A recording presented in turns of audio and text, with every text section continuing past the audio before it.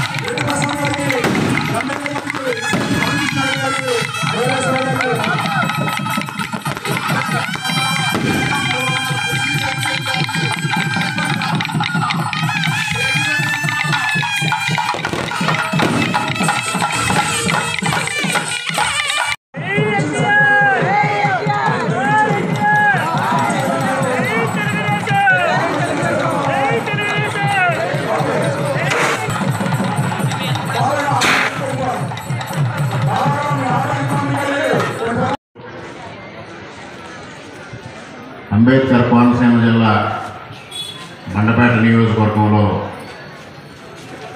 రాయవరం మండలం పసలపూడి గ్రామంలో విశ్వవిఖ్యాత నట సార్వభౌమ నందమూరి తారక రామారావు గారు తెలుగు ప్రజల ఆత్మగౌరవానికి ప్రతీక, తెలుగు ప్రజల యొక్క ఆత్మగౌరవాన్ని ప్రపంచం నలుమూలలా చాటి చెప్పిన మహానుభావుడు.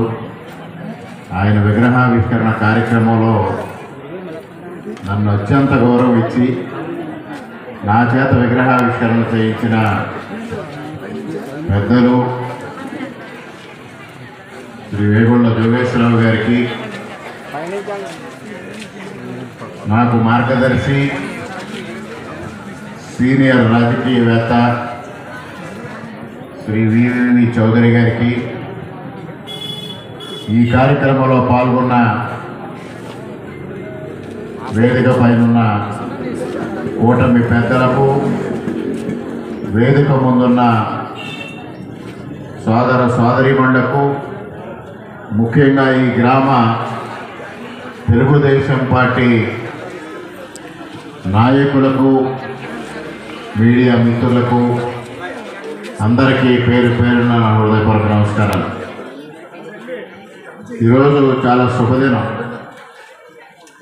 నందమూరి తారక రామారావు గారి విగ్రహాన్ని నేను ఆవిష్కరించడం అనేది నా జీవితంలో మర్చిపోలేని రోజు, మరుపురాని రోజు అని కూడా ఈ సందర్భంగా తెలియజేసుకుంటూ ఉన్నా. జోగేశ్వరరావు గారి పెద్దలు మా ఇద్దరిది, మా తండ్రి గారితో జోగేశ్వరరావు గారి అనుబంధం, తరువాత మా ఇద్దరు అనుబంధం అదేవిధంగా కొనసాగటం, ప్రతి విషయంలోని దాదాపుగా మేము ప్రతిరోజు మాట్లాడుకుంటాం. అభివృద్ధి కార్యక్రమాల పట్ల కానీ ఇతర కార్యక్రమాల పట్ల కానీ ఒకరినొకరు చర్చించుకోవడం. ఆయన ఒక చరిత్ర ఈ నియోజకవర్గంలో. వరుసగా 3 సార్లు ఎవరు ఈ నియోజకవర్గంలో ఎన్నిక కాలేదు. అటువంటిది హ్యాట్రిక్ సాధించిన తర్వాత 4వసారి కూడా ఆయన ఇవాళ ఈ నియోజకవర్గంలో ఎంపిక కాపాడడం అనేది ఒక చరిత్రను కూడా ఈ సందర్భంగా తెలియజేసుకుంటున్నాం. అటువంటి సీనియర్ శాసనసభ్యుని సూచనలు సలహాలు తీసుకుంటూ నేను ముందుకు వెళ్ళడం, అటువంటిది ఆయన ఇక్కడ ఈ కార్యక్రమం మీ చేతుల మీదుగా జరిపించాలి అన్నప్పుడు అది సముచితం కాదేమో, మంత్రివర్గంలో ఉన్న పెద్దలను తీసుకొద్దాం, ఆవిష్కరింప చేద్దాం అన్నప్పుడు కాదు మీ చేతుల మీదుగా జరగాలని వారు ఆదేశించడం, వారి ఆదేశానికి అనుగుణంగానే శిరసావహించి వారి కార్యక్రమంలో పాల్గొనడం నా అదృష్టంగా భావిస్తా ఉన్నా. ముఖ్యంగా నందమూరి తారక రామారావు గారికి మా కుటుంబానికి ఉన్న సంబంధ బాంధవ్యాలు, అనుబంధం ఈ ప్రాంత ప్రజానీకానికి అందరికీ తెలుసు. మా తండ్రి గారు వ్యవస్థాపక సభ్యులుగా తెలుగుదేశం పార్టీకి 43 సంవత్సరాలు పార్టీతో కొనసాగడం, మొన్నటి ఎన్నికల్లో వైఎస్ఆర్సీపీ కుట్రల ఫలితంగా అక్కడ నన్ను అభ్యర్థిత్వం లేకుండా చేయాలని వైఎస్ఆర్సీపీ ప్రయత్నిస్తే ప్రజలు ఆశీర్వదించారు, కార్యకర్తలు మద్దతు ఇచ్చారు. కూటమి నేతలందరూ పునరాలోచన చేసే పరిస్థితి ఏర్పడింది. కూటమి పెద్దలందరూ కలిసి చంద్రబాబు నాయుడు గారు, బీజేపీ పెద్దలు, పవన్ కళ్యాణ్ గారు ముగ్గురు ఆలోచన చేసి భారతీయ జనతా పార్టీ చరిత్రలో ఎప్పుడూ లేని విధంగా ప్రకటించిన అభ్యర్థిని మార్చి నన్ను ప్రకటించడం అనేది ఒక చరిత్ర. గుర్తు మారినప్పటికీ కూడా గతంలో 1983లో మా తండ్రి గారికి ఏ మెజారిటీ లభించిందో అటువంటి మెజారిటీని మొన్నటి ఎన్నికల్లో నాకు ఇవ్వడం జరిగింది. అటువంటి నేపథ్యంలో ఈరోజు జగన్మోహన్ రెడ్డి గారు కానీ, ఇక్కడ స్థానిక నాయకులు కానీ కూటమి మధ్య పొరపచ్చాలు ఏర్పరచడం కోసం అనేక రకాలైన కుటిల యత్నాలు చేయడం జరుగుతూ ఉంది. ఇవాళ ముఖ్యంగా మనందరం ఆలోచన చేసినట్టయితే నందమూరి తారక రామారావు గారు అంటే సంక్షేమానికి ఒక చిరునామా.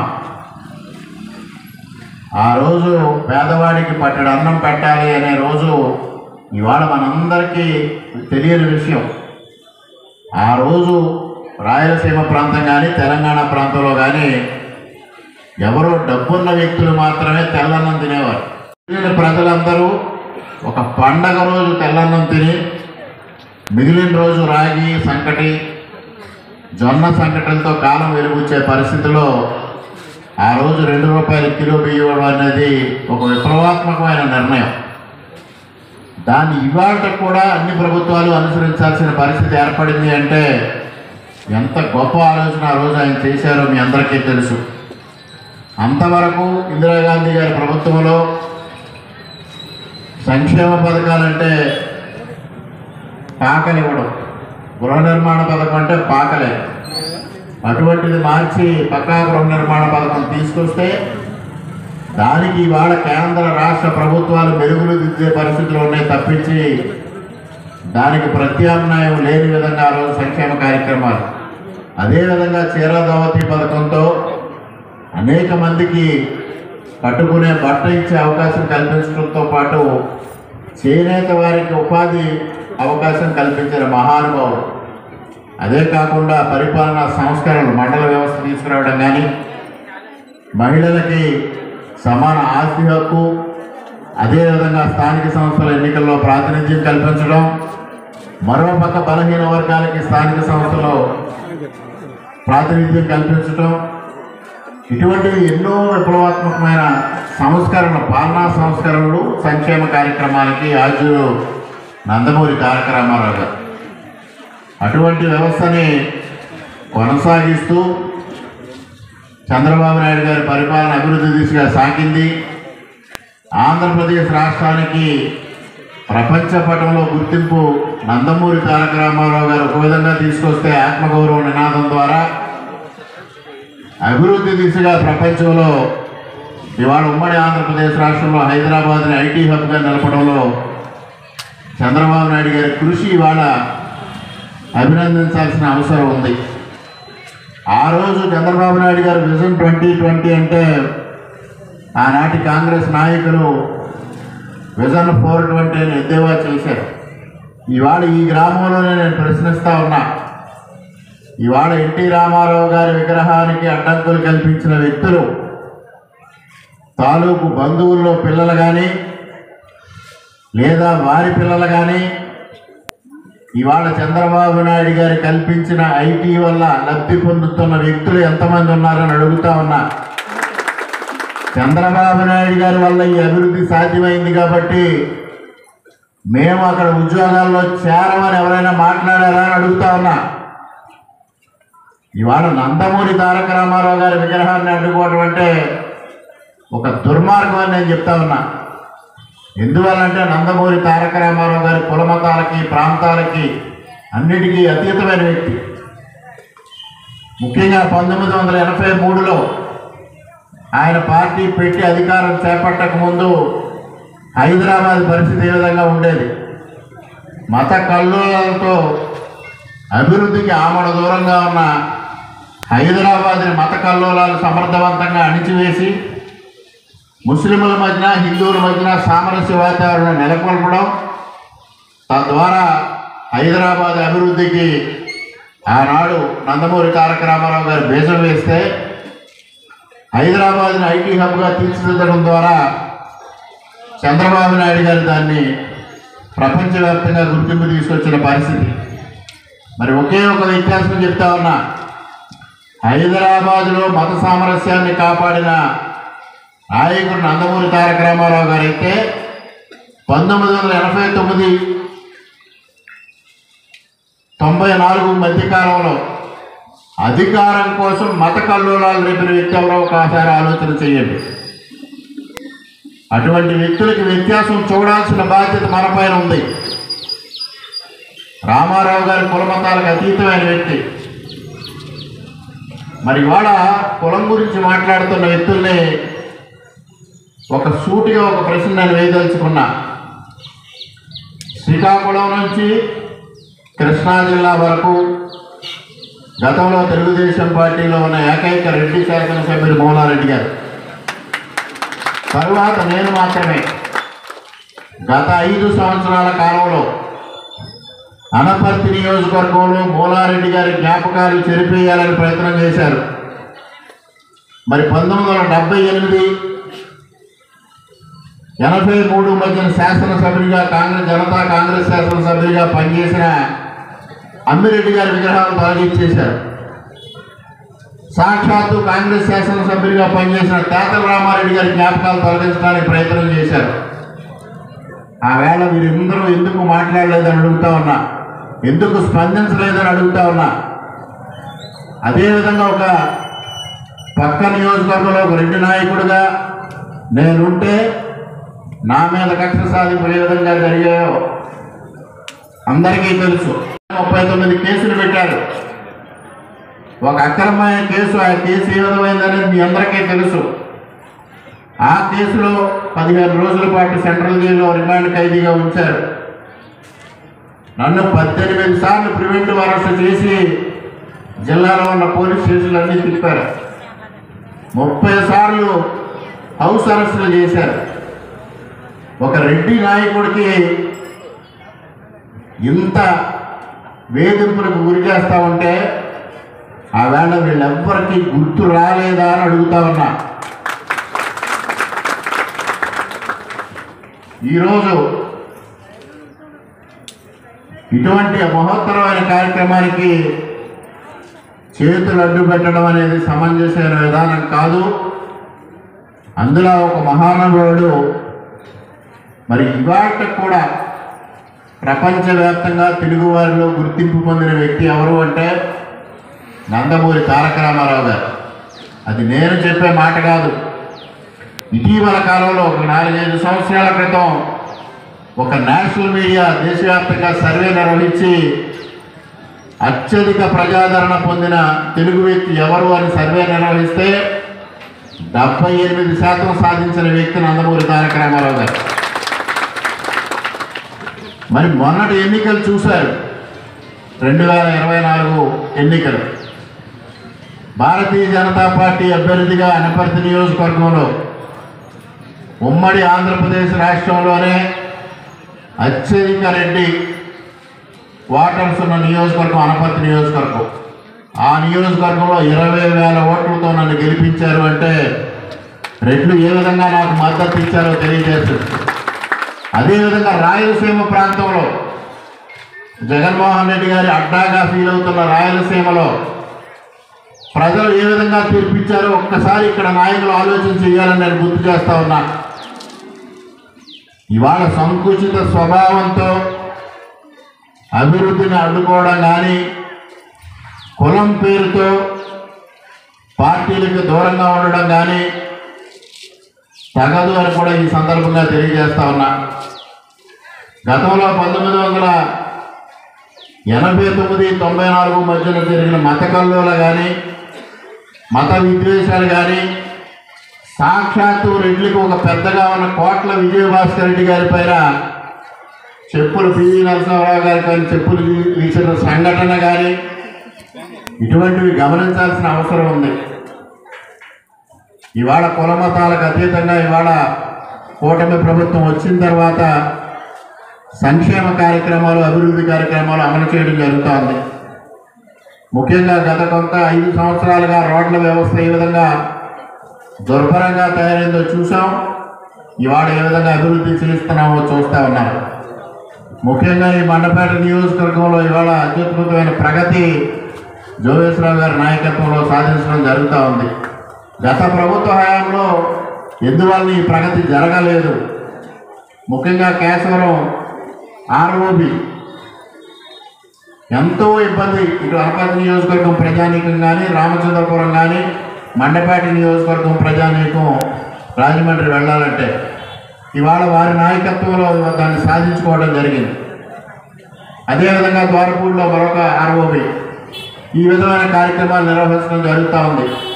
ఇవాళ కూటమి మధ్యన బేటలు వేయడానికి జగన్మోహన్ రెడ్డి గారు ప్రయత్నం చేస్తూ ఉన్నారు. అది అసాధ్యమని కూడా నేను ఈ సందర్భంగా తెలియజేస్తా ఉన్నా.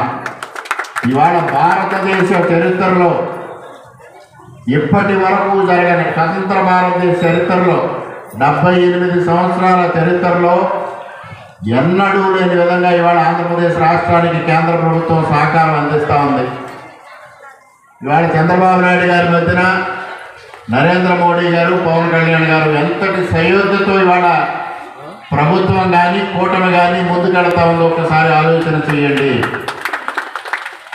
78 సంవత్సరాల చరిత్రలో మొట్టమొదటిసారిగా ఇవాళ 3 లక్షల కోట్ల రూపాయల మేరకు ప్రయోజనాలు ఒక సంవత్సరంలో కేంద్ర ప్రభుత్వం ఇవాళ ఆంధ్రప్రదేశ్ ప్రభుత్వానికి ఇవ్వడం జరిగింది. సాక్షాత్తు చంద్రబాబు నాయుడు గారు అనేక సభల్లో చెప్పారు, ఆంధ్రప్రదేశ్ ఆర్థిక వ్యవస్థ వెంటిలేటర్ మీద ఉంటే ఇవాళ కేంద్ర ప్రభుత్వం యొక్క సహకారంతో వెంటిలేటర్ నుంచి ఐసీయూకి వచ్చాం.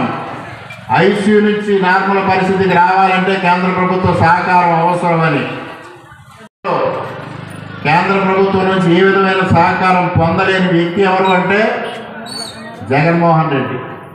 తన వ్యక్తిగత ప్రయోజనాలు చూసుకున్నారు తప్పించి రాష్ట్ర ప్రభుత్వం యొక్క, ఆంధ్రప్రదేశ్ ప్రజల యొక్క ప్రయోజనాన్ని ఏనాడు ఆయన ఆశించలా. ఇటీవల కాలంలో మరి సంక్షేమ కార్యక్రమాలు చేయడం లేదు, సూపర్ 6 చేయడం లేదని మాట్లాడారు. ఒక్కసారి వైఎస్ఆర్సీపీ నాయకులు ఎవరైనా సరే చర్చకు వస్తే ఆ విషయాన్ని చర్చించడానికి నేను సిద్ధంగా ఉన్నానని తెలియజేస్తా ఉన్నా. ఇవాళ అమ్మఒడి కార్యక్రమం జగన్మోహన్ రెడ్డి హయాంలో ఎంత జరిగింది? ఎన్నికల ముందు ఎంతమంది బిడ్డలు ఉంటే అంతమందికి 15,000 రూపాయల చొప్పున అమ్మఒడి ఇస్తానన్నారు. ఎన్నికలు అయిన తర్వాత మాట మార్చారు, మడమ తిప్పారు. మొదటి సంవత్సరం లేదు, రెండవ సంవత్సరం ఒక్క బిడ్డకు మాత్రమే ఇస్తా అన్నారు. మొదటి సంవత్సరం 15,000 ఇచ్చారు, రెండవ సంవత్సరం దాన్ని 14,000 చేశారు, మూడవ సంవత్సరం 13,000 చేశారు, ఆఖరి సంవత్సరం ఆ వ్యవస్థ కార్యక్రమాన్ని నిర్వీర్యం చేసేసారు. 3 సంవత్సరాల పాటున ఇవ్వడం జరిగింది. ఆ రోజు సంవత్సరానికి 22,000 కోట్ల రూపాయలు, దీన్ని ఆ రోజు ఖర్చు పెట్టిన దానికి ఇవాళ కూటమి ప్రభుత్వం ఖర్చు పెట్టేదానికి వ్యత్యాసం గమనించండి. ఆ రోజు 42 లక్షల మంది లబ్ధిదారులకి 5,000 కోట్ల రూపాయలు ఖర్చు పెడితే ఇవాళ 67 లక్షల మంది లబ్ధిదారులకి ఒకే సంవత్సరం 10,000 కోట్ల రూపాయలు ఖర్చు పెట్టడం జరుగుతూ ఉంది. అంటే డబుల్ అమౌంట్. అంటే 5 సంవత్సరాలకి తల్లికి వందనం కార్యక్రమం కింద ఇవాళ కూటమి ప్రభుత్వం 50,000 కోట్ల రూపాయలు ఖర్చు పెట్టబోతా ఉందనేది ఈ సందర్భంగా తెలియజేస్తా ఉన్నా.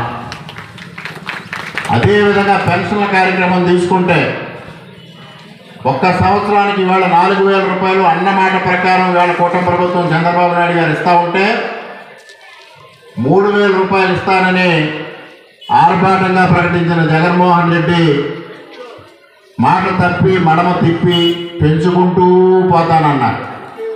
చివరికి గతిలేని పరిస్థితుల్లో 2024 జనవరికి 3,000 రూపాయలు చేయడం జరిగింది. ఆనాడు సంవత్సరానికి 22,000 కోట్ల రూపాయలు ఖర్చు పెడితే ఇవాళ సంవత్సరానికి పెన్షన్ పథకం కింద కూటమి ప్రభుత్వం 35,000 కోట్ల రూపాయలు ఖర్చు పెడతా ఉంది. అంటే 5 సంవత్సరాల్లో పెన్షన్ పథకానికి 1,50,000 కోట్ల రూపాయలు ఖర్చు పెట్టబోతా ఉంది. అది 1,50,000 కోట్లు, తల్లికి వందనం 50,000 కోట్లు కలిపితే ఈ 2 పథకాలకే 5 సంవత్సరంలో 2 లక్షల కోట్లు ఖర్చు చేసే సత్తా సమర్థత ఇవాళ కూటమి ప్రభుత్వానికి ఉంది. దీనిపైన చర్చకు రావడానికి ఏ వైసీపీ నాయకులైనా సిద్ధంగా ఉన్నారని అడుగుతా ఉన్నా. ఇవాళ నవరత్నాల పేరుతో మిగిలిన సంక్షేమాన్ని అంతటినీ అటకెక్కించారు. బీసీ వెల్ఫేర్ లేదు, ఎస్సీ వెల్ఫేర్ లేదు, మరి అభివృద్ధి కార్యక్రమాలు లేవు. అన్ని కార్యక్రమాలని అన్ని నిధుల్ని నవరత్నాల పేరుతో దారి మళ్లించారు. ఆయనే స్వయంగా ప్రకటించాడు 2 లక్షల కోట్లు మేము మొత్తం నవరత్నాల కింద ఖర్చు పెట్టిందని. మరి బడ్జెట్లో 12 లక్షల కోట్ల రూపాయలు ఏమయ్యింది? ఈ వ్యత్యాసం ఎక్కడికి పోయింది? సమాధానం ఏ రోజు చెప్పరు. ఇవాళ కులాల పేరుతో, మతాల పేరుతో, ప్రాంతాల పేరుతో విడదీయడం కోసం, ఆంధ్రప్రదేశ్ రాష్ట్రాన్ని అస్థిరపరచడం కోసం ఇవాళ జగన్మోహన్ రెడ్డి ప్రయత్నం చేస్తూ ఉన్నారు. జగన్మోహన్ రెడ్డి 1O పరిపాలన ఎలా ఉందో మనందరం చూసాం. ఇటీవల ఆయన ప్రకటించాడు జగన్మోహన్ రెడ్డి 2O అని. 2O ఎక్కడి నుంచి మొదలైంది అంటే అమరావతి మహిళల పట్ల అశ్లీలంగా మాట్లాడడంతో 2O మొదలైతే ఇవాళ రప్పా రప్పా అంటే ఆనందం వ్యక్తం చేసిన దుర్మార్గుడు ఎవరైనా ఉన్నారంటే అది జగన్మోహన్ రెడ్డిని తెలియజేస్తా ఉన్నా. భారతదేశంలో కాదు ప్రపంచంలో ఏ రాజకీయ నాయకుడైనా ఈ విధంగా హింసను ప్రోత్సహిస్తారా అని నేను ఈ సందర్భంగా తెలియజేస్తా ఉన్నా. హైదరాబాద్ నుంచి వస్తుంటే ఈ ప్రాంతానికే చెందిన ఒక ప్రముఖ వైసీపీ నాయకుడు ఉండి వారు చెప్పారు, గత 5 సంవత్సరాలు చంద్రబాబు నాయుడు గారిని గద్దెనెక్కించడం కోసం జగన్మోహన్ రెడ్డి గారు నిద్రలేని రాత్రులు గడిపారు. మరలా ఇవాళ చంద్రబాబు నాయుడు గారి నాయకత్వాన్ని మరొక 5 సంవత్సరాలు నడిపించడం కోసం ఇవాళ మరలా నిద్రలేని రాత్రులు గడుపుతూ ఉన్నాడని సాక్షాత్తు వైసీపీ నాయకులే ఆయన మాటల్ని కానీ ఆయన చేష్టలను కానీ ఆమోదించడం లేదు అనేది ఈ సందర్భంగా మనం గమనించాల్సిన అవసరం ఉంది. ఇవాళ దుర్మార్గమైన పరిస్థితికి వెళ్ళి ఇందాక పెద్దలు అబ్బుగారు చెప్పినట్టుగా ఒక దళితుడు కారు కింద పడితే ఆ బాడీని తీసుకెళ్లి పక్కన పెట్టేసి తన యాత్ర కొనసాగించడంతో పాటు పొట్టేళ్ళు తల నరికినట్టు తెలుగుదేశం పార్టీ వాళ్ళ తలలు నరుగుతానని ఒక వ్యక్తికి సరితే అంతకన్నా ఆనందకరమైన విషయం ఉందని ప్రెస్ మీట్లో మాట్లాడిన వ్యక్తి. ఇటువంటి వ్యక్తిని మనం సమాజానికి దూరంగా వెళ్లాల్సిన అవసరం ఉంది. నందమూరి తారక రామారావు గారు ఆ రోజు నేషనల్ ఫ్రంట్ ఏర్పాటు ద్వారా అటు భారతీయ జనతా పార్టీ, కమ్యూనిస్టులు అన్ని పార్టీలు, దేశంలో ఉన్న అన్ని పార్టీల్ని ఒక ఛత్రం కిందకి తీసుకొచ్చి నేషనల్ ఫ్రంట్ ప్రభుత్వాన్ని ఏర్పాటు చేసిన మహానుభావుడు. ఆ తర్వాత ప్రభుత్వాల్లో యునైటెడ్ ఫ్రంట్ ఏర్పాటులో ఏ విధమైన చంద్రబాబు నాయుడు గారు కీలక పాత్ర వహించారు. ఇవాళ ఎన్డీఏ ఏర్పాటులో చంద్రబాబు నాయుడు గారు ఎంత కీలక పాత్ర పోషిస్తున్నారో ప్రతి ఒక్కరూ అర్థం చేసుకోవాల్సిన అవసరం ఉంది. ఆ విధంగానే ఇవాళ ఎన్డీఏలో చంద్రబాబు నాయుడు గారు వహించే ప్రధాన పాత్రకే మోడీ గారు ఇవాళ సహకారం అందించి రాష్ట్రాన్ని అన్ని విధాలుగా ఆర్థికంగా పరిపుష్టం చేయడానికి చర్యలు తీసుకుంటూ ఉన్నారు. దీన్ని ఆలోచన చెయ్యాలి. ప్రతి ఒక్కరూ నందమూరి తారక రామారావు గారి స్ఫూర్తితో ముందుకు సాగాలి. భవిష్యత్తులో కూడా ఈ కూటమి ప్రభుత్వం అధికారంలోకి రావడం కోసం మీరందరూ కృషి చేయాలి. ముఖ్యంగా ఇటువంటి దుర్మార్గుడిని సమాజం నుంచి బహిష్కరించడానికి మీరంతా చొరవ తీసుకోవాలని ఈ సందర్భంగా మీ అందరికీ సవినయంగా తెలియజేసుకుంటూ ఈరోజు ఇంతటి గౌరవాన్ని ఇచ్చిన పెద్దలు జోగేశ్వరరావు గారికి, పసలపూడి గ్రామ తెలుగుదేశం పార్టీ నాయకులకి శిరస్సు వంచి పాదాభివందనం చేస్తూ సెలవు తీసుకుంటున్నా. జై హింద్. వాళ్ళ ఆంధ్రుల ఆత్మగౌరవాన్ని, తెలుగువారి ఆత్మగౌరవానికి ప్రతీక, ఒక అత్యద్భుతమైన నటుడు, అత్యద్భుతమైన రాజకీయ నాయకుడు. ఈరోజు కూడా తెలుగు ప్రజల గుండెల్లో చెరగని ముద్ర వేసుకున్న విశ్వవిఖ్యాత నటసార్వభౌమ డాక్టర్ నందమూరి తారక రామారావు గారి విగ్రహావిష్కరణ కొండపేట నియోజకవర్గం పసలపూడి గ్రామంలో జరగడం చాలా అదృష్టంగా భావిస్తూ ఆ కార్యక్రమంలో పాల్గొనే అవకాశం కలగడం ఆ పూర్వజన్మ సుకృతంగా భావిస్తూ ఉంటాను. ఆనాడు కాంగ్రెస్ అత్యద్భుతమైన రాజకీయవేత్తగా పార్టీని స్థాపించి 9 నెలల కాలంలో అధికారంలోకి రావడమే కాకుండా అనేక పాలనాపరమైన సంస్కరణలు తీసుకురావడం, ముఖ్యంగా పేదలకి ఉపయోగపడే విధంగా అనేక సంక్షేమ కార్యక్రమాలని అమలు చేయడం, ఉమ్మడి ఆంధ్రప్రదేశ్ రాష్ట్రంలో సంక్షేమానికి ఆద్యుడిగా నిలిచి భారతదేశానికి ఆయన అమలు చేసిన సంక్షేమ పథకాలు ఆదర్శప్రాయంగా నిలిచింది. అటువంటి మహోన్నత వ్యక్తి ముఖ్యంగా భారతదేశంలో ఉన్న రాజకీయ పార్టీలన్నింటినీ ఆనాడు కాంగ్రెస్కి వ్యతిరేకంగా ఒక వేదిక మీదకి తీసుకొచ్చి వాజ్పేయి గారు కానీ, అద్వానీ గారు కానీ, బొమ్మగూడ గారు కానీ, చంద్రశేఖర్ గారు కానీ, విపి సింగ్ గారు కానీ, ఇటువంటి మహోన్నతమైన నాయకులందరినీ ఒక దాటి కిందకి తీసుకొచ్చిన మహానుభావుడు డాక్టర్ జయప్రకాష్ నారాయణ గారి తర్వాత మరలా రాజకీయ నాయకులు, భారతదేశంలో ఉన్న కాంగ్రెస్కి వ్యతిరేకంగా ఉన్న రాజకీయ నాయకులందరినీ ఒక ఛత్రం కింద తీసుకొచ్చిన ఒక మహోన్నతమైన వ్యక్తి. అటువంటి వ్యక్తి చాలా చిరస్మరణీయులు. వారి విగ్రహాన్ని ఇక్కడ ఆవిష్కరించడం అనేది పూర్వజన్మ సుకృతంగా భావిస్తూ వారి స్ఫూర్తి సదా కొనసాగాలి, అందరం ఆ బాటలో పయనించాలని ఆకాంక్షిస్తూ సెలవు